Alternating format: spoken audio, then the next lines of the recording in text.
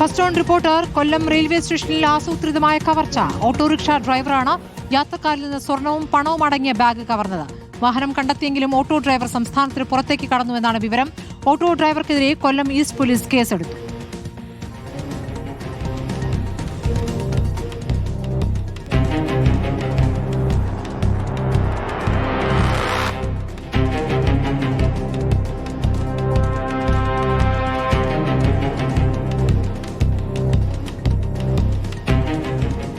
V Jaishankar വിവരങ്ങളുമായി. ജയശങ്കർ, ഇപ്പോൾ ആസൂത്രിതമായ കവർച്ചയാണ് നടന്നിരിക്കുന്നത്. യാത്രക്കാരിൽ നിന്ന് സ്വർണവും പണവും പ്രതി കവർന്നിരിക്കുന്നു എന്നുള്ളതാണ്. ഈ ദൃശ്യങ്ങളിൽ നിന്നും നമുക്ക് വ്യക്തമാകുന്ന കാര്യങ്ങൾ എന്തൊക്കെയാണ്?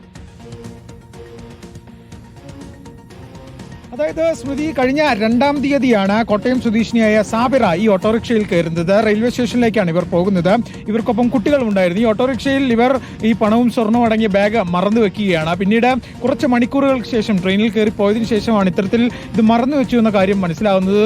പിന്നീട് ഈ ഓട്ടോറിക്ഷയെ കുറിച്ച് അന്വേഷിച്ച ഘട്ടത്തിൽ ഇതിനെക്കുറിച്ച് കൃത്യമായ വിവരം ലഭിച്ചില്ല. പക്ഷേ പിന്നീട് പോലീസ് ഇടപെട്ടതിന് ശേഷവും ഈ ഓട്ടോറിക്ഷ ഡ്രൈവർ ഓട്ടോറിക്ഷയുടെ ഉടമ കൂടിയായ ഡ്രൈവർ ഒന്നും അറിയില്ല എന്നൊരു നിലപാടാണ് സ്വീകരിച്ചത്. പിന്നീട് പോലീസ് നടത്തിയൊരു അന്വേഷണത്തിലാണ് ഇത്തരത്തിൽ ഈ ഓട്ടോറിക്ഷയുടെ മുതലാളിയും ഡ്രൈവറും ഒക്കെ ആയ ഈ വിൽസൺ ജേക്കബ് ഇത്തരത്തിൽ ഈ മറന്നുവെച്ച ബാഗ് കൊണ്ടുപോയി അത് കടത്തി എന്നൊരു നിഗമനത്തിലേക്ക് പോലീസ് എത്തിയത്. എന്തായാലും ഈ ബാഗിൽ ഉണ്ടായിരുന്ന 7 ഗ്രാം തൂക്കം വരുന്ന സ്വർണം, ലോക്കറ്റോട് കൂടിയ സ്വർണ്ണമാലയും ഒപ്പം തന്നെ ഈ സ്വർണ്ണ ചെയിനും ഉൾപ്പെടെ ഉണ്ടായിരുന്നു. ഒപ്പം പണവും ഉണ്ടായിരുന്നു. ഏകദേശം 1,80,000-ലധികം രൂപ മോഷണം പോയി എന്നാണ് നിലവിൽ പോലീസിന്റെ FIR തന്നെ പറയുന്നത്. എന്തായാലും ഈ ഓട്ടോറിക്ഷ ഡ്രൈവറും മുതലാളിയൊക്കെ പ്രതി നിലവിൽ സംസ്ഥാനം വിട്ടു എന്നാണ് പോലീസിന്റെ അന്വേഷണത്തിൽ മനസ്സിലാവുന്നത്. ഇയാളുടെ ടവർ ലൊക്കേഷനൊക്കെ നോക്കിയപ്പോൾ ഇയാൾ ബംഗളൂരിൽ എന്നാണ് പറയുന്നത്. എന്തായാലും സംഘടിതമായി ഒരു വീട്ടമ്മ മറന്നുവെച്ച ബാഗ് ഈ ഓട്ടോറിക്ഷ ഡ്രൈവർ കടത്തുകയായിരുന്നു എന്നാണ് പോലീസ് എന്തായാലും ഈ സംഭവവുമായി ബന്ധപ്പെട്ട് പറയുന്നത്.